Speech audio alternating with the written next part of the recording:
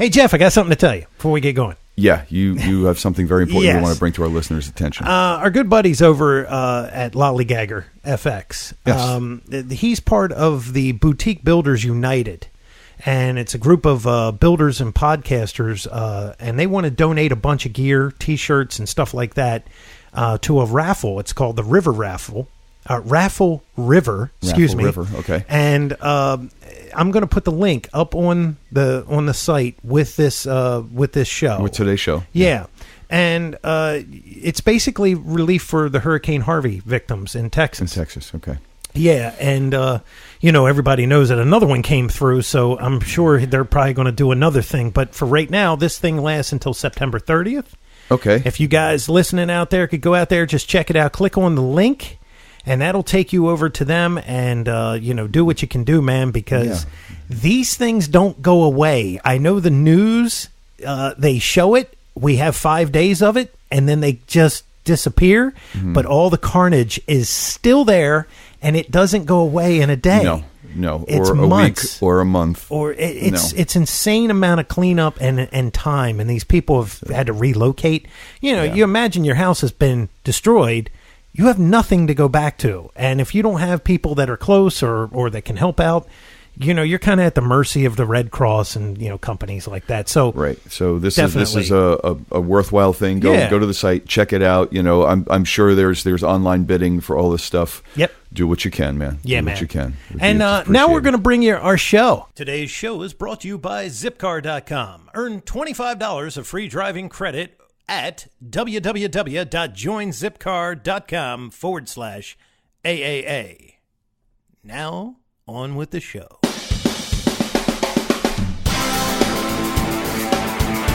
Neck-throughs, guitars, they're like a guy that you won't have a beer with you.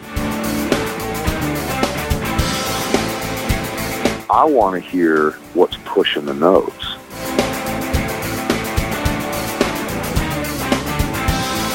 Freddie King and B.B. King, Albert King, and let's not forget Burger King. I don't want to blow my knuckle out. Stainless steel is the work of the devil. These go to 11.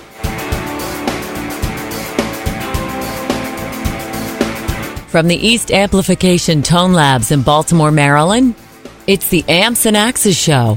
With your hosts, Jeff the Godfather of Low Wattage Amps Bober and Mick Marcelino.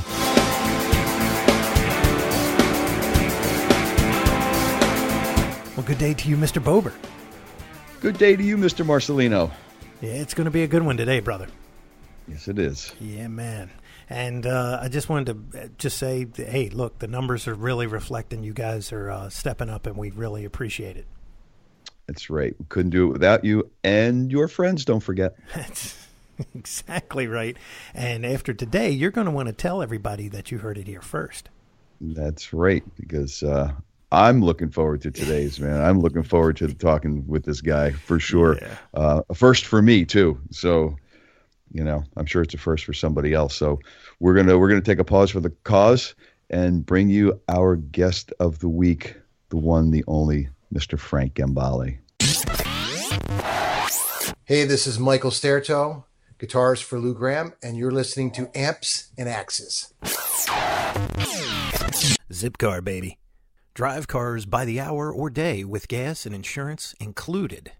Zipcar is the world's largest car-sharing network, providing wheels when you want them.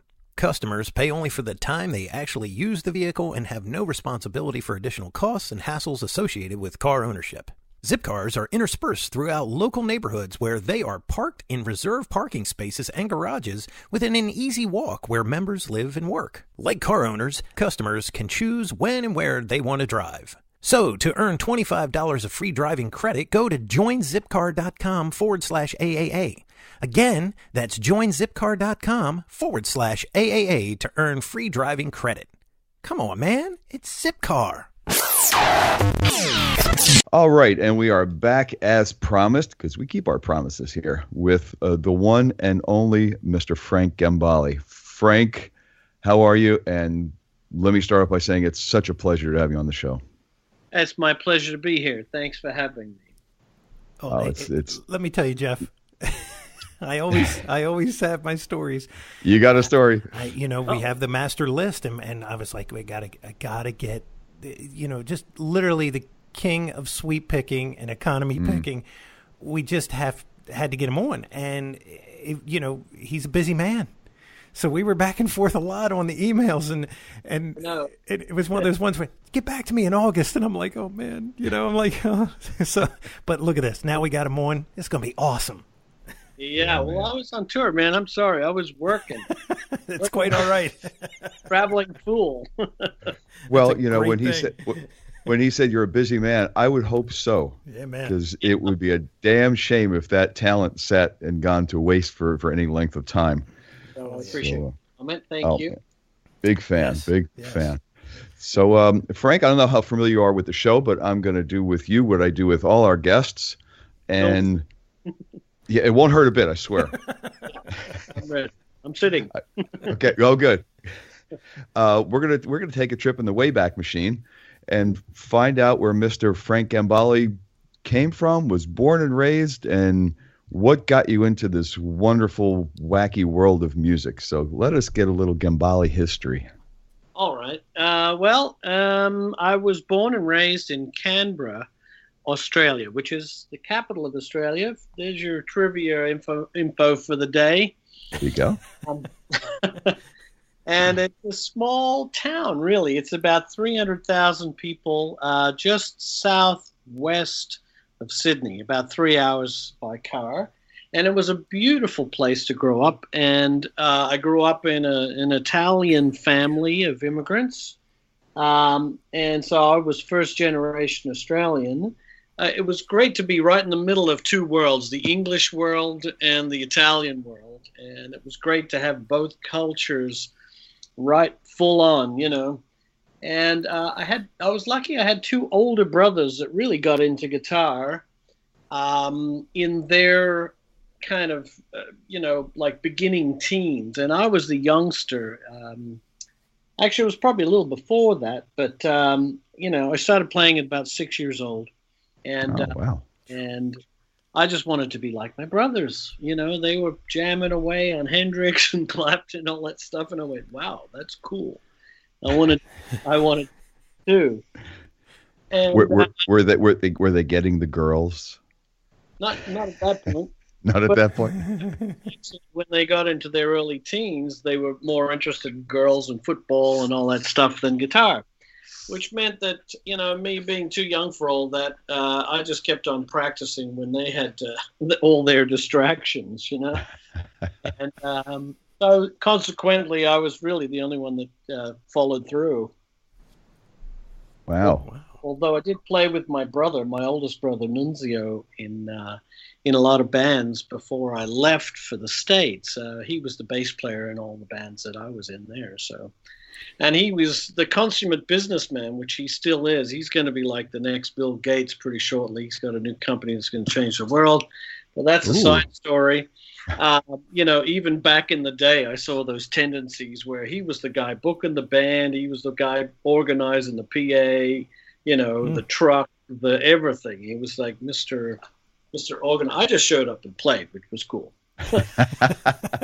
Well, he was older, so he had those larger responsibilities, right?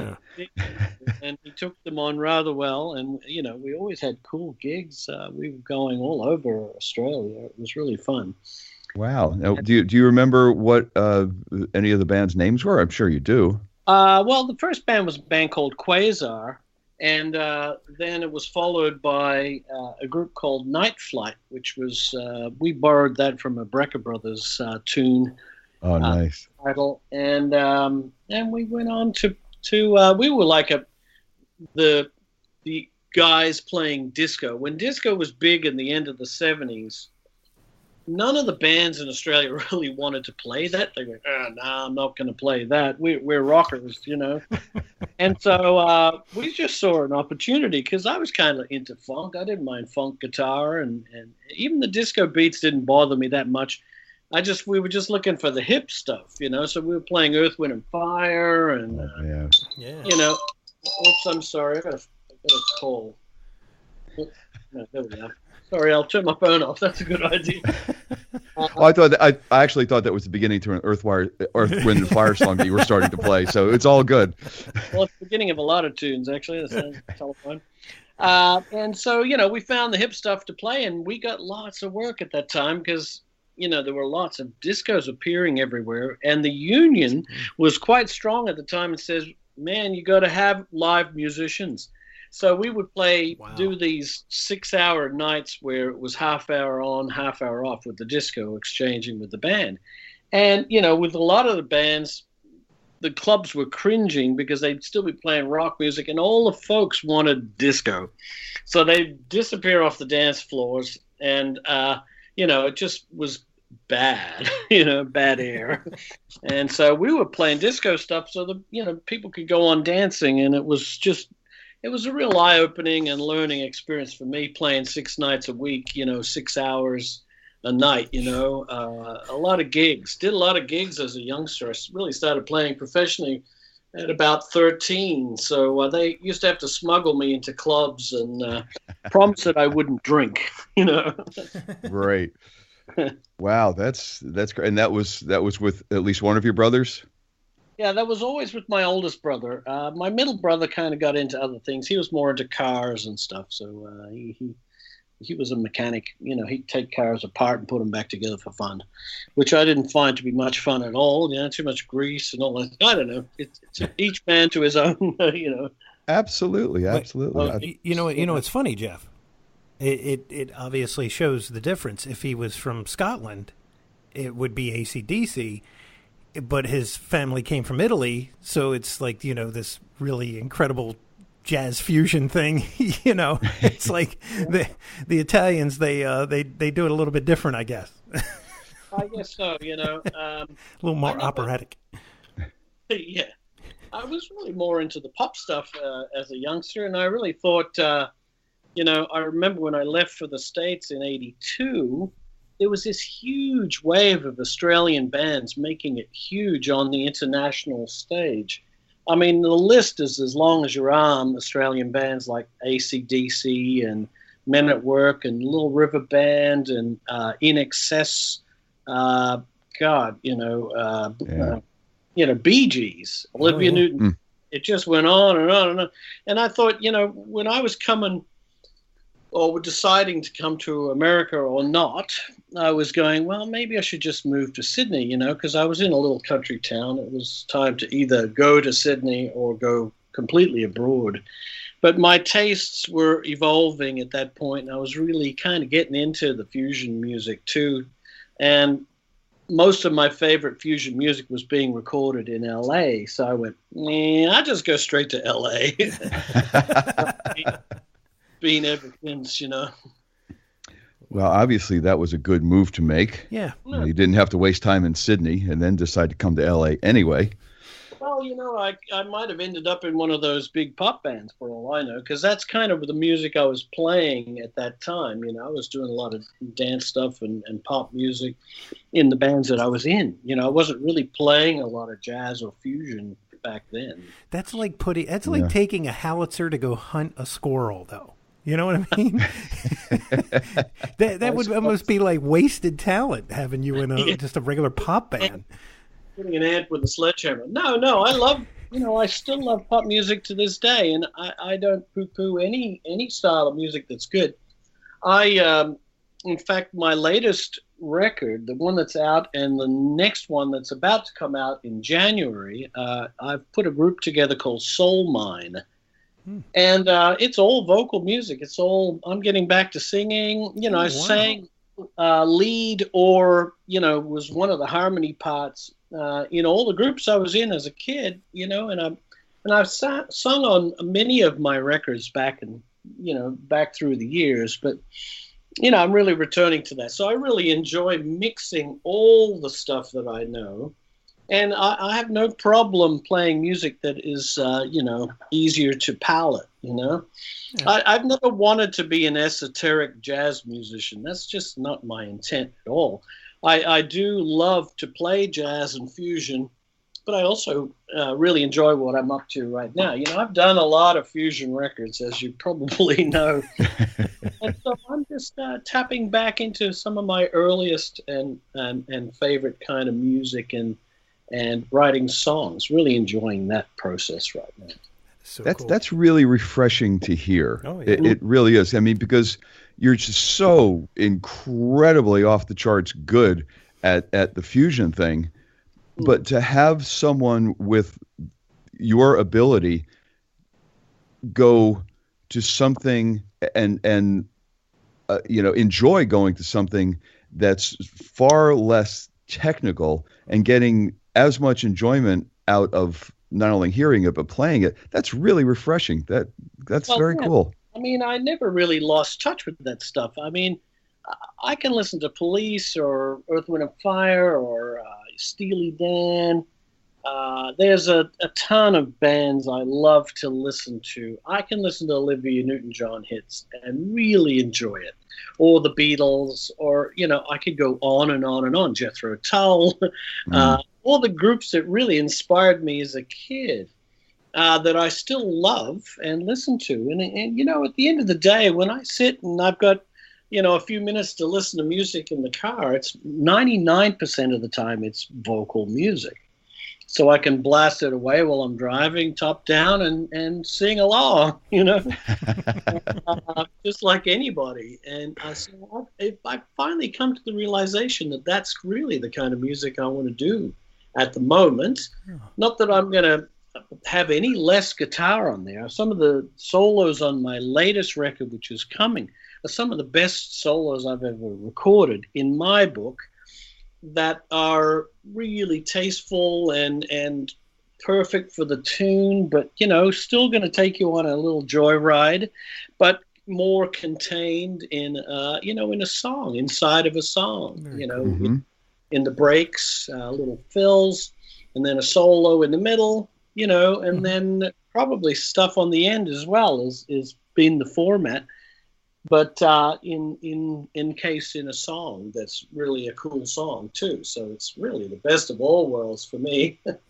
That's really awesome. I mean, and I've always been, not that I don't uber appreciate fusion and things like that, and someday I may get 1/10 close enough to even attempt to play fusion, but I would absolutely love to. But at the same time, I really appreciate guitar players that get in, say something, get out. And Mick and I have had this conversation before, like Elliot Easton or Andy Summers. They're kings. They're the kings of that, man. Right. Well, you guys are going to enjoy my new record a lot. Good. Now, Jeff, here's a hysterical scenario that I was thinking. You're in LA, you pull up, and there's Frank sitting beside you with his top down, and Slipknot is blasting out of the speakers. or he's singing ABBA, one or the other. I probably lean towards ABBA. See, I do that. I want to go back a little bit, Frank, because I want to get an idea of what your rig was like back in your club days in Australia when you were playing all the disco dance music. Well, during the disco phase, it was all Marshalls all the way. It was Marshall. Well, I don't know if JCM 900s were around at that time. I think they were. But you know what? The Australian Marshalls never sounded that good. And it took me years to figure out why. And they had the wrong tubes in it. They had the 6L6 tubes in the Australian ones. And they just don't sound right to me. It had to be the is it EL34s? Yeah, EL34s, yes. Wow. When I remember, changing or hearing a Marshall with the EL34s, I went, that's the sound? I mean, what the heck? What have I been listening to? And I didn't realize that tubes could make such a huge difference to the tone of the amp. So I'm sure you're well aware of all that. Absolutely. And that's like when when Rose Mars had made the agreement with Marshall back in the day, and they were the distributors outside of the UK, and the amps that they were exporting into the US were having a lot of tube failure problems, I guess, coming across the water. So they had them, once they hit the shore in the U.S., they had them changed over from EL34s to 6550s because they would last longer and they could get through the warranty period. And that's an entirely different sounding tube as well. It's much closer to a 6L6 than it is to an EL34. And people were wondering, well, why don't these sound like, AC/DC? Why don't these sound like, the amps that I'm used to hearing? So again, another tube change. The John Mayall years, why don't they sound like that? That's what I was for, Sure. Yeah. And so guitar-wise. That's interesting. I didn't know that. I thought it was just Australia. I thought we were getting what are we getting? The dregs over here? The ones that are made on a Friday afternoon or a Monday morning? What is Monday morning or Friday afternoon, right? Getting a bunch of seconds. Seconds. I'm looking for a B on the serial number here somewhere. Yeah, they did it to us too. Oh, yeah. Well, hey, I don't feel so bad now, Right. What was your guitar or guitars back in that time, Frank? Well, my first real guitar was a surprise gift on my 13th birthday, and I was over the moon because I was, my brother and my family, my oldest brother, Nuns, they were conspiring to surprise me. And, I fully expected this cheap copy of an SG. And I even put in some of my own money because, I was earning pretty good, actually, as a 13-year-old, and playing gigs. And so, I opened up the case fully expecting a cheapy, I think it was a Coronet was the brand. It was a copy of a copy of a copy. And it was an L-Series Strat, white, just like Hendrix's Strat. And I almost fell over and died. It was a vintage. Everything wasn't really that expensive back in the day. This must have been, well, if I was 13, that would have been about 72 or 73.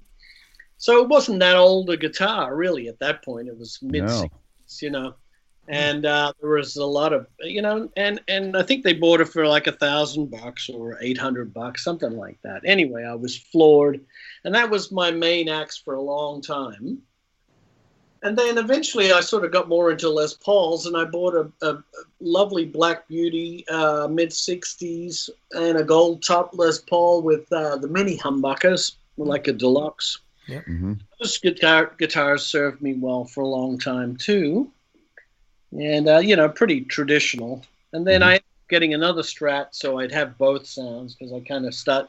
It's funny, you have one sound and you start to miss the other, and vice versa. So you got to kind of have both. And, do you still have any or all? No, they're long gone. I sold to go to Australia. I remember even having an alembic guitar, which I kind of dug. It was like a small scale alembic guitar, like Stanley Clark's bass. That same, but a guitar version. Very cool instrument. Very interesting guitar. Nice. My share of instruments, 335s. I bought and sold them all the time back then, and I pretty much sold everything before I left for the States because I knew I could get them for about half the price. So, that's true. Yeah, so that's what I did. Well, now when you decided to come over to the States, did you have any commitments from anyone or any idea or know what you were going to do or where you were going to go? Well, I signed up to go to GIT in Hollywood. Oh, okay. And to me, it was an excuse to get into the country for at least a year because tourist visas were only 6 months at that point. And I thought, man, I need more time. I need to check out the scene in LA. And plus I really wanted a place to practice. I wanted to be in an environment where I was unobstructed. I could practice 12 hours a day, and I had done for many years, even back in Australia. But I wanted to be able to do that in the U.S. too, and just really practice and get down. I wanted to. Part of the reason for coming to the U.S., because as an Australian, we often feel like we're less than sometimes. It's this personal, we're this little country off the side underneath, down under, and we just don't know I mean, Australia's changed a lot since then, but back in the 80s, we always felt somehow like we were overlooked or it wasn't important on the world scene. And that's why a lot of us wanted to go to the US and just see how we rated against, not against, but in the scheme of things. You know, do we hold our own, you know, on the American turf? And that was and it actually worked in my favor a lot being Australian at GIT, because even, you know, people were, you know, I remember I couldn't practice, you know, sometimes in the practice rooms because people were coming over and going, "How did you do that? What are you doing? What is that?" You know, and I'm a sweeping fool already by that time. You know, I'd really evolved technique beyond belief, and people going, "What the heck?" You know, so much so that I ended up writing a book. I put together a ton of exercises, which became the speed picking book, my first published book. And I would just hand out copies. I go, "Listen, man, I want to practice. I appreciate that you're interested in what I'm doing. Here's the manuscript. Just take a copy. That's it. It's all there. Let me practice."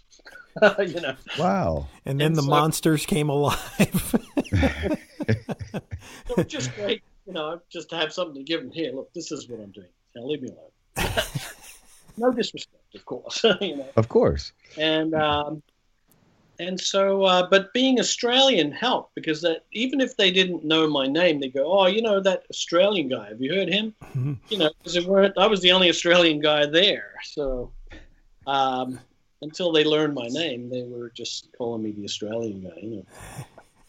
Wow, that's great. How? Go ahead, Mick. I was just going to say. Now, when did Ibanez approach you? Because you were an Ibanez guy at the beginning, right? Yeah. Well, you know, after a couple of years, it took me about 5 years to land the gig with first it was with Jean-Luc Ponty and then with Chick Corea. I'd already had a couple of records out. Was about to do my third album when I auditioned for these guys. So I was already well into recording. I was hearing my music on the radio. I was really quite happy with how things were going, you know. And so I was making a bit of a name for myself already, playing clubs around LA. And so I heard about these auditions, as many guitar players did. I remember the Jean-Luc Ponty audition was a real cattle call. There must have been 40 guitarists that actually did an audition. So it was great to get the gig. And then I got, you know, I auditioned for Chick as well and got that gig. I was very happy. You know, Chick was the master. Chick was, you know, to me, it didn't get any better than that. It was all sideways from there. And so to play with him was an incredible honor. I played in the audition like it was my last performance on Earth. It was pretty, you know, obvious that I wanted the gig, you know. And Chick must have heard a lot of himself in me, because I'd transcribed so many of his solos onto guitar that I'd kind of copped a lot of his ideas that became, you know, the guitar versions of some of his lines, you know. And they morphed into my own style. But I mean, and then so Ibanez came along a bit after that. You know, once I'd started playing Chick, I remember I had the very first one ever made, the Sabre. Yeah. It was called the Sabre, but they actually couldn't use that name. I think Music Man or someone had a guitar called a Sabre. So anyway, it became the FG model, and they got it in my hands right before I was on the cover of Guitar Player magazine back in the late 80s. And, you know, they wanted the cover, and they wanted me to endorse their guitars. So they came to me. They were really super nice guys. And that was bright yellow, right? When am I not mistaken? The thing was like crazy neon yellow. Yeah, it wasn't very subtle, was it, at the time? Well, I wanted it to hand out, you know, so how about yellow? Let's do something. Let's pick it up a bit here. Everybody's got, you know, same old thing. So, well, it was the time of bright colors. Oh, yeah. You know, for sure. Look back and shriek in horror now, but I mean, it was... seemed cool at the time. I want to back up for a second. You said you had already a couple of releases out, and you were playing around LA and everything. Solo or any band at that point that you had together? Oh yeah, it was my own band. I put Okay. together bands. Yeah, we were playing all my music live. I was having a ball. It was really fun, and I sort of caught the tail end of the fusion era. Really, it was still interesting guitar. Right up until probably the early 90s, things were really great, and I could tell there was some sort of a change in the wind when sort of grunge started being cool, It's okay to play with 2 strings on your guitar out of 2 and it sounded like shit, and that was considered great, and I went, huh? What the hell? What's happening? Yeah, man. Grunge is in and solos are out. That was horrific. Yeah, I know. It was pretty. It was like having the rug pulled from under me there for a bit. Yeah. And in all honesty, it's amazing that, because that was a time when the internet really didn't exist. It was in its infant stages, if anything. And it was like, well, where do we go to find out what Frank is doing? Or Greg Howe, or any of those guys that were, doing that type of music. And it was like, it wasn't until the internet started really kicking up that I was able to search out Greg Howe and find out, oh no, man, he's been doing his thing ever since. And so's Frank. But it was like, you didn't have that avenue. You didn't have that thing that you could, go to find out exactly what they're doing, Yeah. Well, I was really excited when the internet happened because we were able to, it was clear that you could reach a target audience anywhere in the world, and just to have a website where people could congregate and have a message board and have that kind of stuff. It was, yeah, man. It was great. It was direct contact, and I love that. And I still love that about the internet, having our Facebook and media outlets that we can bypass the people that try to cage us, Sure. I mean, this podcast. Yeah. A couple of weeks ago, we were talking to a classical guitarist, and we've had everybody from the country guys all the way to jazz fusion and beyond, and that's the beauty of this, that me and Jeff can pick and choose, and we try to bring everybody in. Do whatever you want, Yeah, man. And that liberty is a beautiful thing, and reaching the audience is always the hard part, because you still have to. Reach your audience to make it worthwhile, Sure. You can do it as a hobby for fun or whatever, but I'm a musician and I do it for a living. And so it's a constant push. There's so much music out there. I'm sometimes I'm baffled by how much music there is out there. I'll never forget when Richard Branson opened a Virgin Megastore on Sunset Boulevard in L.A. in West Hollywood, and my goodness, it was probably the late 90s, something like that. I have to go back and research when it was, but Richard Branson, comes down a rope from a helicopter. It's still this big, fantastic affair, and it's the biggest mega store you've ever seen.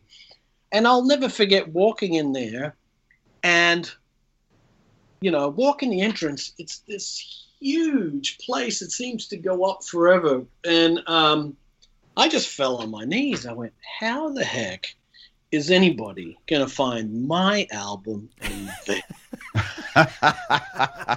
Like a flipping needle in a haystack. Just went, there's too much music. There's too much entertainment. I was freaking out. Wow. That's and it's a shame that it really is a shame that there's not much of that anymore, because music. I hate to use the word disposable, but for a lot of people, it seems that way. It's a secondary or a third level thing, and you just buy this product that doesn't physically exist. And I mean, half of the fun of music, growing up was going out to buy the album and open the album and start reading and looking at pictures. And man, it was standing in line to be the first to get one. a particular artist. I remember doing that on many occasions when Steely Dan record came out.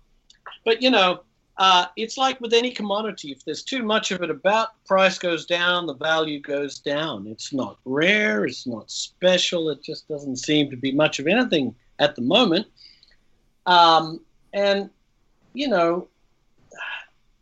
We've got to be wondering, when a kid can hold 30,000 songs in his hand, how is he going to find that he downloaded for free on some, Oh God, yeah. How are they going to find any value in that?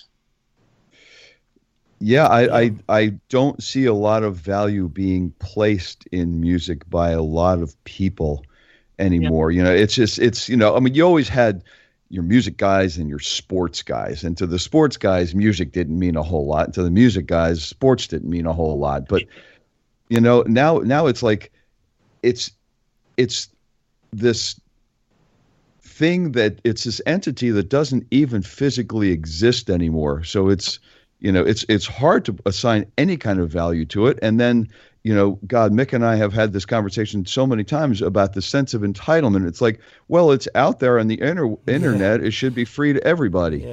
Yeah. It ain't free to make. No. I mean, people just need to be educated when it comes to what's involved in producing music.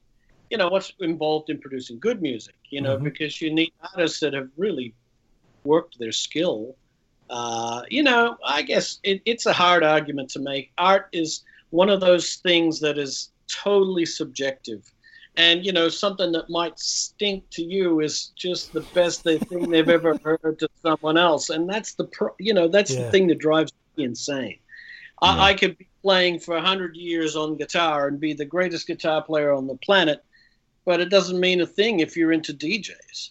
Exactly. Yeah. I mean, you take like we always refer to Guthrie Govan, and it's like, he's amazing what he can do, and what and Andy James, he's another one. And it's like, I don't know what's in the water over in England, and these guys. You could go up to 90% of the people, probably even musicians, and ask them, and they would be like, "Who?" And that's the thing. You got to dig, with the internet and with the bands that are out there now. And musicians. There's really good guys. It's just you got to wade through some crap to get to those guys. There's no label push behind any of this kind of stuff anymore. The only kind of label push is behind the pop music, mostly. The very large pop music, the big money pop music, right? So everybody else has to dig on their own. Even labels struggling, what is a label good for when people can, like myself, can go direct to public? Although I am signing this new record to a label because I'm just tired of funding it. I'm tired of being the one promoting it. I've had my own label since '98. Wow. This is the first time, besides one that I did for Steve Vai's label back in the day, the first one on his label, actually. This is the first time in years that I've signed to a label, only because I'm at the point where I just want someone else to do all that. I want to focus on making music. I want to keep writing. I love the whole process of making music. I love it, and I love performing too. But I don't love the business of music. I'm fed up to the eyeballs with the business of music and the constant, please dig me. I'm cooler than the next guy. I'm just, I'm so sick of all that. I make music for the love of the art of music, and I'm very passionate about that. To me, music is sacred almost. It is one of those things that, it may not well be appreciated like it was so much in the past, but I'm telling you, everybody still listens to some kind of music, so music, it really deeply touches a lot of people. And even in my little corner of the universe with the music that I make and the comments and the love I get back from comments and people writing to me, I know it's serving a purpose for the greater good, So, as well it should. as well it should. And music is an important. I can't imagine a world without music, and I just want to keep the standard high, regardless of what else is out there. I just want to make what I consider great music. Whether someone else feels it's great music or not really doesn't matter to me anymore. It's a really great place to be in my musical evolution. I just want to make what I consider great music. That's awesome. You've gotten to the place where you can be true to you, and that's the ultimate. Oh yeah, it really is. I've always been true to me. I mean, all my records have been kind of self-indulgent, if anything. I think what's changed is that when I was younger, I always felt like I had something to prove, and that's why I'd be shredding away. And, I've recorded enough of those kind of records, and I think I proved my point that I can shred and play through just about anything or any style. But, but now what's changed, I think, is my attitude is that I want to make music that more people like.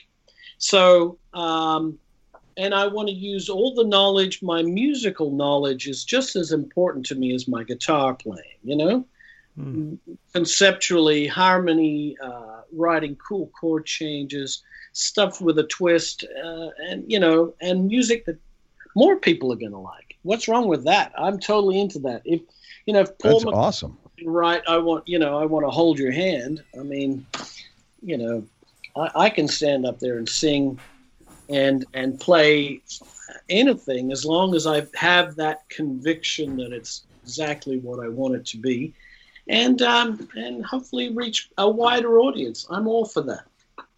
That's fantastic. The more people anyone can reach with their music, the better off we all are. If it's good music, and I haven't heard you put out anything but good music. So, but I want to find out. I want to get to the point where we find out how you make music and a couple of different aspects in that. But I want to go back just a little bit and just find out. I mean, when you were playing with Jean-Luc, I'm not sure exactly when you started with him, but you were playing Jean-Luc, and then you were playing with Chick. The tones. Those are that era of fusion are some of my favorite guitar tones around. What was your rig like then to get that type of fusion tone? Well, as it turned out, when I left for Australia for the U.S., my older brother, the business brain, had gone to the U.S. and done a little market research. He wanted to open the first mail order music store in Australia. And he ended up doing that incredibly well, so much that he got a lot of death threats because he just undercut everybody. I mean, he became part of a collective and, had greater buying power and just undercut everybody. I forgot your question. Wow. No, this is related. Your rig during the fusion era, the tones, yes. That's what I was going to say. He was so persistent with some brands that he wanted, and one in particular was Boogie amps. And he went up to Randy Smith, who's a dear friend of the family now, and I just hung out with him just recently up in the Bay Area when we played up there with Chick. My brother pestered him for the Australian distribution for Boogie because he just loved the quality and the high standard of Randy's product. But Randy kept saying, no, we got someone, who'd show up in his face every day at NAMM and just say, you really ought to take us on. We're gonna sell a lot of Boogies. We're gonna, really take care of the brand. And anyway, to make a long story short, he even showed up in Petaluma at the factory one day. He says, "You again?" My incredible at being persistent, and so he ended up selling. He became the biggest Boogie dealer outside of the U.S. Wow. And, yeah, and so he said, "Frank, man, what are you doing? You should be playing Boogie." So he hooked me up with Boogie and Randy Smith, And for a good period of time, I was playing boogies, and that's what you hear on a lot of my early fusion records. I think it was an amp called the 50 caliber that I really liked. I remember that amp. Mm-hmm. To be honest, I love Randy. He's a personal friend, but my favorite amps were Marshalls. So I was always in conflict with my brother. I go, yeah, boogies are great, but I kind of like Marshalls, man. They got this scoop thing. They're kind of different.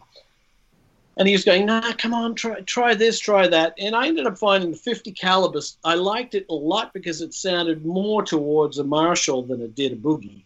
Okay. I don't know, sacrilegious to say such a thing. But even more so with the rectifier. And I just loved the sound of the dual rectifier because that was really just like the best of both worlds, you know. Wow, that's pretty crazy. That's pretty crazy because the Recto is so different from the Caliber series. Oh yeah, yeah, it was an evolution for sure. Yeah, Rectifier I think more like the Marshall than a boogie. Yeah, it was like a boogie version of a Marshall. The Caliber? No, the rectifier. Really? I was thinking maybe that you liked the Caliber a lot because the 50 caliber. If memory serves, had 4 EL-84s in it, which are like mini EL-34s. Right. And I'm thinking that might be why you liked it so much. But yeah, the Recto is such a departure from that series. Wow. Yeah, but it sounded so fantastic to me at the time. And so I was able to stick with them for a long time because of those amps, you know. And I did ads for them in, you know, Japanese magazines and stuff. But at the time, they really weren't endorsing anybody.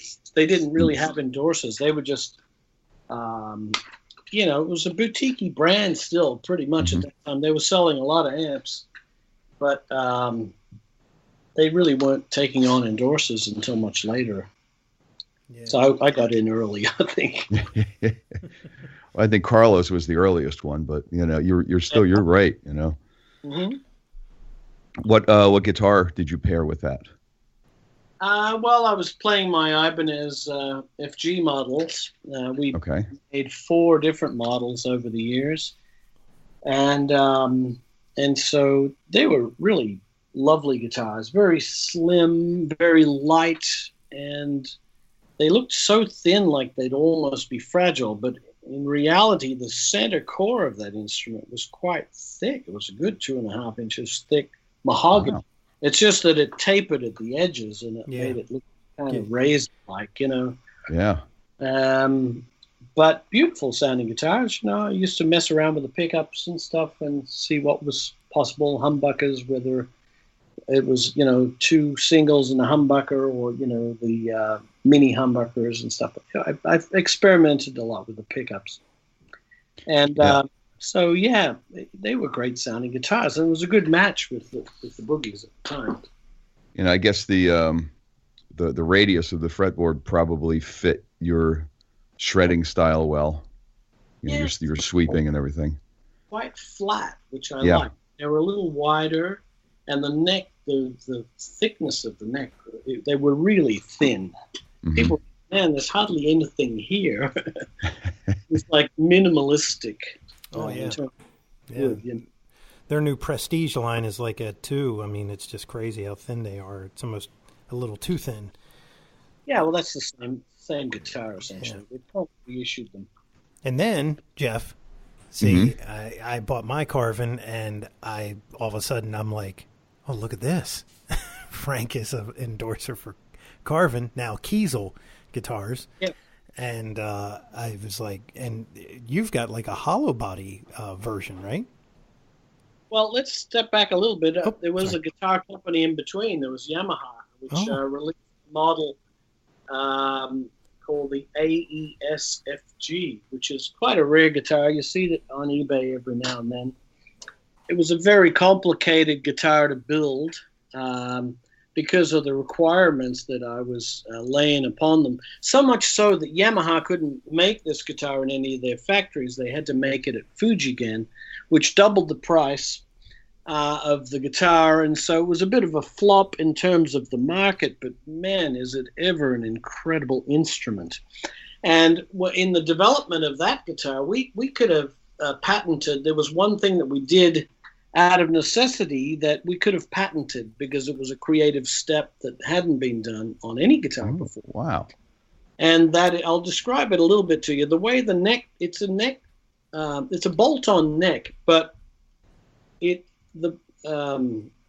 wanted to have pickups rear mounted so that they just appear flat or flush with the top of the body, and with no pickup surrounds. And so to do that with the neck, a bolt-on neck, was really difficult. They had to mount the pickups first, and the neck kind of went to a good 3/4 of the instrument, or about half of the body of the instrument. It went that long into it, bolted on. And then I wanted a tremolo too. I wanted a Wilkinson tremolo. So they were going, man, where are we going to put the spring? What are we going to do in here? You know, they ended up kind of excavating the whole back, this giant rectangular trench out of the back of the guitar. And the claw that holds the springs for the tremolo, the only place to attach the thing that holds the springs was on the back at the end of the neck, which, as far as we know, has never been done before. So it created this kind of almost like a loop, right? It went from the neck, the bridge, back through the neck. And I'm telling you, pick up one of these guitars and you play it through an amp, and you're going to be shocked at the resonance of the instrument. It rings like a grand piano, like it's got that ping of a grand piano. It's an unbelievable instrument. And it was a giant flop because it was too expensive, and people couldn't really understand why the price until, you know, if they played it, they would get it. But, you know, anyway, Yamaha ended up pulling the plug, sadly, but it was an incredible instrument. And so I went from Yamaha to Carvin because, you know, Yamaha was really slow to move. You know, if you wanted to move a knob 1/8 of an inch, it would take a year for the whole committee to make a decision. The Japanese sometimes slow to make, you know, they don't want to stand out for some reason. They have to do everything via committee.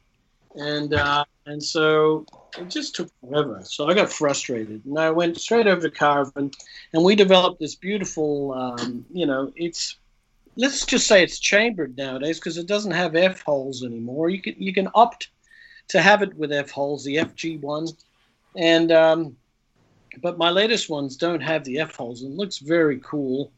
It's still very chambered, so it just resonates and sustains beautifully as a semi-hollow kind of, like a mini 335 would. Mm-hmm.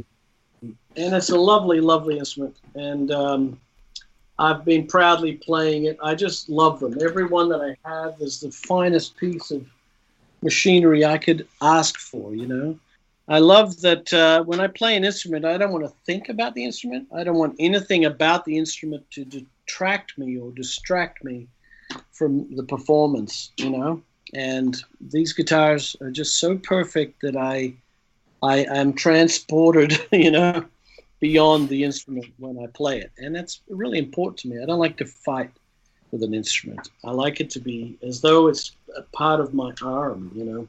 Sure, it should be an extension of you. And crazy fast necks, and, you know, they're just, you know, Jeff and those guys, especially Jeff has just taken that company, and now that they've separated themselves from the amp side, they have really turned the volume up. No pun intended on that. No, I agree with you. But Mark is really the guy that pulled them up in the first place, his father. Yes. We can't sidestep his contribution to what's going on. No. He was the guy that pulled them away from the main company anyway, and he was the one that saved him, really. He started coming up with all those designs that are considered more of the traditional style instruments, but he raised the quality level beyond belief and invested in all the machines that are accurate to the 100th of a human hair, you know. Well, you know, when you sell direct like that, you have to, if you don't, it will kill you, you know, because it's not like there's 100 music stores selling your stuff. You're relying on people Back then, it was calling a phone number and ordering it sight unseen. And I remember ordering mine, and, you know, we went into some pretty heavy specifics, like they removed knobs because I didn't like tone knobs, and I said, just get rid of it. And they did everything I wanted. And one of the things the guy asked me, he said, well, what do you tune to? And I said, well, we're a half step down when I got it. And it was funny, Jeff, I got it like in November, and it was really cold, and I pulled the guitar out, and it was in tune, but it was a half step lower. And I was like, wow, man. I mean, they really attention to the detail of what you wanted. So when you pulled it out of the box, you got exactly what you wanted, you know? That's so cool. Oh, no, they're incredible. I love their attention to detail because I'm that way with music. There's not a note that's not there for a reason, and that's how they feel. They're innovative. Jeff is really pushing some boundaries. I love what he's doing with the company now too. Don't get me wrong. I think he's an incredible talent. Definitely a chip off the old block. Nice. You know, I just love what they're doing, and I think that they have the business model that is enviable. You know, they've been on a growth track since they started, whereas, you know, Fender and Gibson are dying, you know, because they've got so many middlemen. The same guitar from Carvin, if you bought it from Fender or Gibson, if you were able to create or get a custom instrument in the first place, because every Carvin is unique because you order what you want on it. Yeah. And the same instrument would be 2 to 3 times the price from Gibson or Fender. You know, they just can't compete like that. They just can't. And, you know, I'm a little older. I don't know how old you guys are, but I mean, you know, the kids today, they're not as loyal to the old brands as we used to be. You know, we used to collect, you know, I used to collect vintage. I still got my share of vintage Gibsons and Fenders. But, you know, kids don't care less if it's a Schecter or it's a, you know, BC Rich or it's a, you know, they don't care. They just look at the guitar. Is it cool? Yeah, I like it. They don't care about the brand, you know? Yeah. So right. Fender, who have survived on their, you know, Strats and Les Pauls and everybody, you know, playing them back in the day, things are changing, I think. You know, they haven't been as innovative as some of these other companies have. Yeah, I don't think so, anyway. I've always made interesting guitars, but, you know, they just, when I pick up a Gibson these days, they feel pretty good. They've come back in quality a fair bit, but I can just feel that it's not as, the quality is not as high as the Carvins I play. You know, I just know the difference. You can feel it. You can see the quality of the materials that Carvin are using. They're not skimping because they don't have to, because they're selling direct. Yeah. They can build the quality into the instrument. They can spend $500 on a maple top. That's their cost. But they can put it in the guitar, and, you know, whereas that would just be 4 times, 5 times the price from manufacturer to retail with these other companies. So, you know, I'm just saying, man, they've got the right business model. They're doing really well, and I commend them for being, you know, they've plowed on regardless. They don't, you know, they've been doing really well, and their concept is terrific, because people can get exactly what they want every time from their instruments, you know. Yeah, and I think you were right, Frank, about things changing, because I had just read an article about the Gibson, right?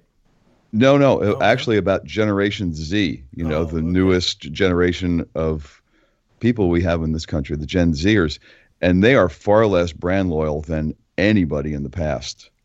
Yeah. You know, it's just it's a new mindset. You know, they're more worried about the environment than anybody has been in quite a while. Mm-hmm. They want experiences more than things, and they're just less brand loyal. They want what works for them at this time and gives them the experience that they want. Period. Yeah. And think about this. Yeah, they're not buying cars either. You know? That's true. And think about this, right? You know, you got a guy like Andy James, who is an amazing guitar player, And every one of his videos, he's using an ESP LTD. He's using the Korean version of their higher end guitars. And it's like, well, if Andy's using it, right, and it's only $700, why would you go spend $1,500 on the ESP? And, you know, and people, you know, a lot of younger guys are broke. They don't have that kind of money to shell out. And that's the one thing about Carvin, or Kiesel, I should say. You do a full custom instrument from them, and you're only $1,200 in. That same amount of options from Gibson would be $7,000 to $8,000. I mean, that's no lie there. That is $7,000 to $8,000 grand. Now Fender, it'll be considerably less, like $5,000, but it's still $5,000 for a Strat. I mean, really, you know. No, so I think you're going to see the prices of vintage instruments from Fender and Gibson come way down, because you know it can't prop itself up on nothing. I know they're not making 60s Gibsons anymore or 50s Gibsons anymore, and there's only so many of them to go around. But I just think their value is going to drop. Because they're next generation, it's supply and demand, you know. Yeah. And if the demand is not going to be there, you know, this generation are not interested in paying $100,000 for a Les Paul. They'll go, well, I'll just buy a $2,000 new one. Thank you very much. You know, right? Care how old it is. Exactly. Still a Les. You know, even if somebody can pay $100,000 for it, are you going to take it out and play it? Not unless your name's Joe Bonamassa. Exactly. It's the only guy I know carting them around right now. Exactly. They're probably all reissues. No, I've played a couple 59s exactly. of Joe's. They're real ones. They're real ones. And he takes them out on tour with them. And people just lend him those to go out on tour with. Doctors and stuff, they just lend them. Are you crazy? Yeah, well, you know, there's no good sitting in a flipping cabinet behind. No, they're not. What fun is that? They're guitars. They're supposed to be played. Exactly. Absolutely. Keep them alive, you know? So now we got to get to your amps, because you're just like Greg Howe. You have the same two companies. Yeah, well, I was there first. These people followed me around. I mean, I was like the first guy to endorse DB Mark, that was an international guitar player. And it's mostly because I'm Italian. I speak fluent Italian. Wow. And, you know, so it's an Italian company. And I was feeling kind of nostalgic for Italy. And, you know, any good excuse to go over there and help the Italians, I was all for it. And, you know, they came to me with some ideas, and they wanted me to work with them. And it's been a joy. You know, one of the joys I have of being a musician, you know, it's great to make music. I love all that aspect of it, but I like to be on the cutting edge of the technology side too, or being involved in the creation of either an amplifier or a guitar model, you know, something fresh, something new, put some ideas in, because we're the guys that play this stuff day in, day out. So I'm always thinking, I've played enough guitars and I've played enough amps to know what I think should be on it, you know, or in it, or be part of it, or a way to improve it. You know, I designed a guitar for court. I don't know if you've seen that acoustic guitar yet. It's called the Frank Gambale Lux, Luxe. Have a look at it online. Court. The top end acoustic guitar now. It's still under $1,000, and it's absolutely gorgeous. They let me go on that one. I did whatever I wanted, and they made it exactly right, and I'm thrilled to bits with that. And same goes with DB Mark. It's been a little bit more work with them. I've finally gotten to the point where we've gotten some gear that I love. I was really keen on an amp that I started out with them on an analog amp head, digital face, analog back end. And it was going to be called the Amplitude. And right after about 2 years of developing this thing, and it sounds incredible, I've got a couple of them at home, they said, well, we're going to sort of not put it out? And I said, what? Oh, man. I said, all this time, man, 2 years. He says, well, look, because he's kind of getting into Guitar Center and these places now. So the market forces on him are pretty great. He's had a lot of success with his Mark bass amplifiers, the bass amps. Oh, yeah. Guitar end is proving a lot more difficult because there's a lot of guitar amps out there and it's more fickle. And he says, look, nobody's going to want to buy this. It's analog. Everybody's going digital, the fractals and all that stuff. Yeah. I said, really? Well, this amp sounds amazing. And it's, it's programmable. It's not like it's that archaic. It sounds fantastic. We tweaked it for 2 years to get it right. Jesus. And so anyway, what ended up was he was doing this thing called a multi-amp, which is really a digital amplifier, programmable, all digital, all sort of sampled sounds and modeling, that kind of stuff, which is popular today. And, but for me, you turn a knob and this is a blackface. You turn this knob and it's, it's a vintage Marshall. I go, that's just bullshit. It doesn't sound anything like them. What those amplifiers sound like, you'll know that just turning this little knob and changing the EQ setting is not going to make it sound like those vintage amps. It's cute and everything, and it's a great marketing exercise, but, it doesn't really sound that way. But anyway, they came up with this thing called a multi-amp, and I was very reluctant to try it. I played it, and I said, it's pretty good. And the way they got me to play them was that they put the Amplitude amp model, the one that we'd been working on for 2 years, inside this multi-amp, and they did a special edition called the Multi-Amp FG. And so the only amp model I use on it is the one that we created, which, I'm actually quite happy with it. I think it's a very versatile amp. A lot of guys are tube till death. I don't mind being part of the digital revolution because I think whether you like it or not, that's what's happening. Kind of like what's happening with the music business, we'll like it or not. We've got DJs out there filling 5,000 seats and, whether you like it or not, that's what's happening. Digital world, I embrace it, and this thing sounds amazing. You can run it mono, stereo. It's 250 watts a side. It has about 10, 15 amp models. It's got a stack of effects built in. I love having everything in one place. There's a PA mode as well so that you can go direct. The simulated sound out the direct sound is absolutely phenomenal. I have one in my rack in my studio here at home, and I recorded my entire record, all the clean sounds and the distortion sounds direct. And it's and you'll hear it when you get a chance to hear it. You'll go, wow, I can't believe that those were all direct recordings. Wow. So that was where I was going with trying to find out how you record. Like, were you still moving air, or had you moved on to the into the digital era? And that just answered that. Well, that was my first foray. When I first started trying it, I just went, this sounds amazing in the track, and the clean sounds were so punchy. I just went, wow, man, these guys. There's good 10 engineers working for DV Mark, and they're very smart.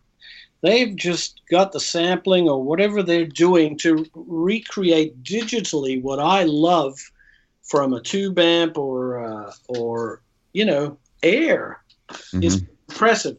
But on stage I play it through we created a vertical 212 cab with a slant. The bottom is open, so it's kind of an open back, but 212 speaker cab.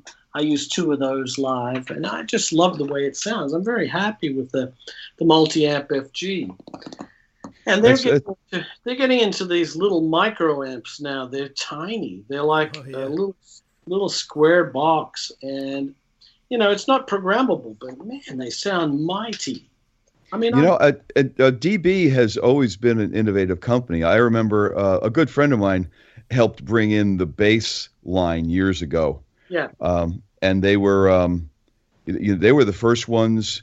One of the first ones to like go standard across the line with the neodymium speakers and the tiny little Class D amps where, the thing's like 600 watts and it weighs 3 pounds. And, bass players are loving that stuff. Well, me too. I love that my speakers weigh almost nothing. And, when you're shipping gear and stuff, it all makes a big difference, the weight. And for my back, I'm not getting any younger, so I don't like to lug heavy stuff anymore. Mm-hmm. I hear you. Not that I lug much of my own stuff anymore. I'm sorry for the roadies, Exactly. Cool. I like light. Nothing wrong with light. And you're right. Neodymium speakers, they sound terrific. I'm very happy with them. Yeah, I tried them years and years ago when they first came out. We tried them in our in the Buddha amps, and I didn't like them then, but I'm sure they've come a long way. Mm-hmm. And bass players seem to have been the first ones to adopt that anyway. Bass players seem to be more on top of the technology than guitar guys. Yeah, all the way across the board too. Basses, everything. They're always advanced. Yeah. Well, look, if they got to be the first ones to walk away from an SVT. So anything that's lighter than an SVT. Yeah. It's like a refrigerator. Totally. Exactly. Totally. But bass players, the requirements for bass are entirely different to the requirements for guitar. They want clean, full range. We don't. To me, anything much above 4K, not really that necessary, or anything below 100. I do.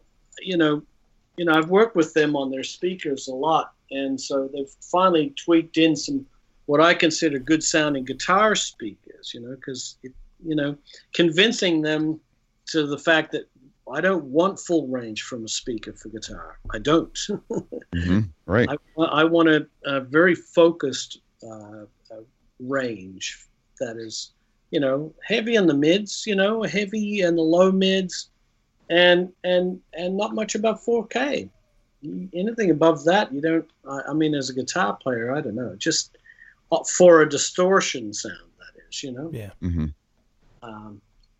Beyond that, for clean sounds, I mean, this thing, it's so programmable, and it's got a parametric built into it, so I can open up the higher frequencies if I need it for acoustic guitar, if I'm playing my acoustic through the amp or clean sounds. But I'm just finding these speakers sound terrific. It's just all I can offer them is my ear. Sure. And I play through it and I go, no, that's not right. Let's try cutting a little of this frequency. I love that they can just do it right there. They'll plug the meters in a laptop and they'll just change the frequencies of something right away. Wow. So we can just tweak away. It's a lot of fun having that capability, the input, the value of the input, how much, a signal is going into the input, where the frequency notches are on the knobs and all that stuff. I just love to be able to have that facility. It's great. Yeah, that is pretty cool. Wow. All right. Well, man, I'm gonna have to hear one of these amps. Yeah. Because if it's good enough for Frank Gambale, well, I gotta at least try one. Yeah, man. Maybe it'll make me play like you. But you don't need to. That's right. Guitar playing is not a contest. Well, I don't need to because you already exist. That's why I don't need to. Well, the multi-amp FG comes with 20 FG presets. I even have a little FG button. Oh, that's nice. so cool. It comes with my presets. So I can go anywhere in the world and just bring an SD card and get my programs going right away. Plus, the ones that are built in from the factory are pretty cool too. So wow. God, Frank's like a keyboard player now because keyboard players used to travel with like a 3.5-inch disc or now then a USB thumb drive and everything. Or SD card. And you just get the right keyboard and plug that in and bam. Your whole set's right there. Yeah, I'm all for that. I play keyboards. So I've been playing keyboards since I was 17. So I have a stack of keyboards in my studio too. So I'm not afraid of the whole key. the beautiful facility of having stuff on an SD card. It's pretty cool. You try that with an analog amp. I go with the technology, man. I'm all for it. Sounds like. Well, I tell you what, we're going to have Frank's website and all of his social media up on the show, and that'll live in perpetuity. That's right. And make sure you go out there and check out all of his stuff. Just an awesome player.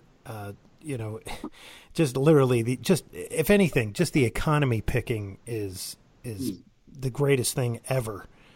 And then, of course, the sweeping is mine. And now kids have just taken that and gone, ballistic. I mean, it's just it's gone from what you created and perfected, and now it's like you got guys playing 8 and 9 strings doing it. It's just insane. Yeah. But the thing about it is Frank's, it's so insanely musical. Oh yeah. Well, that's it. You have to make it musical. There's a difference. There's a difference. Well, I hope so. But check out the new record when it comes out in January. I don't know what the title is yet, but it's Soul Mine 2 is what I'm calling it at the moment, because this first Soul Mine record came out about 3 years ago. So it's time for follow-up. Soul Mine 2. There you go. And are you out with anybody at this time? Well, I just got done spinning right around the whole world with Chick and the Elektric band, so I'm home for a minute.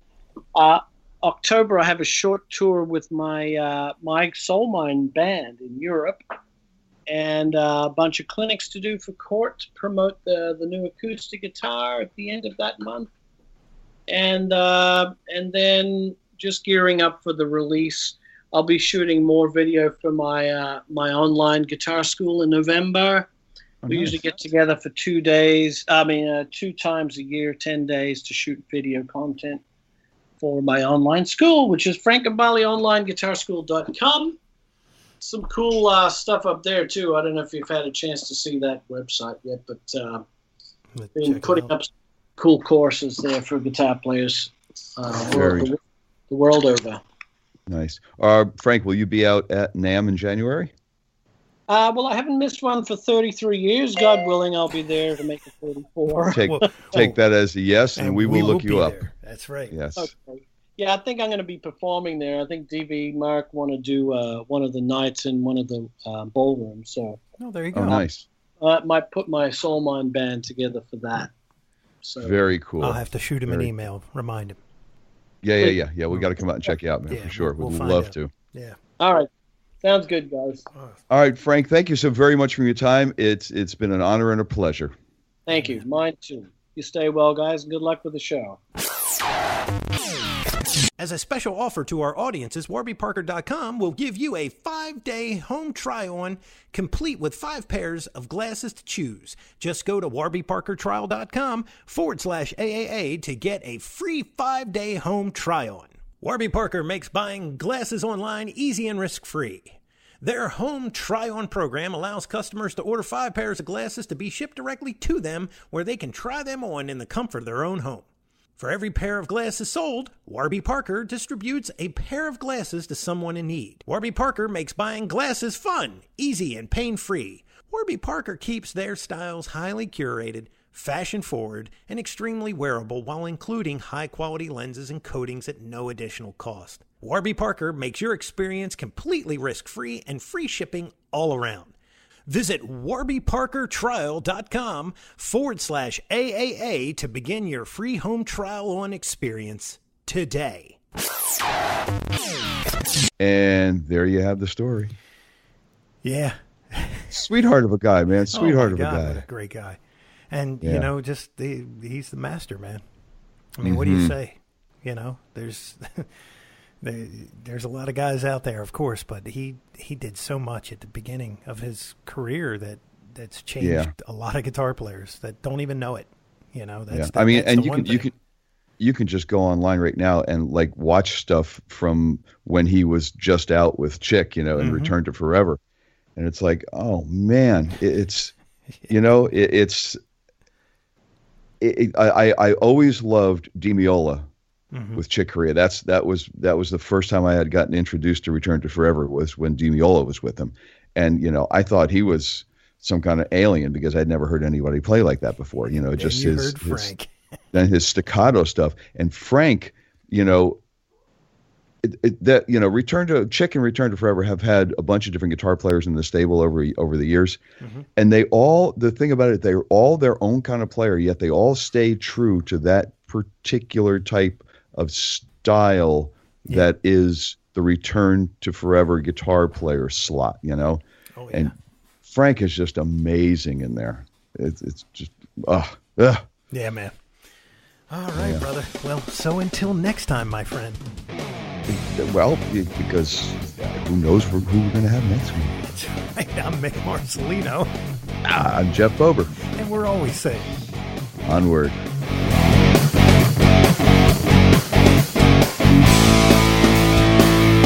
Be sure and follow the show on Twitter @AmpsandAxes.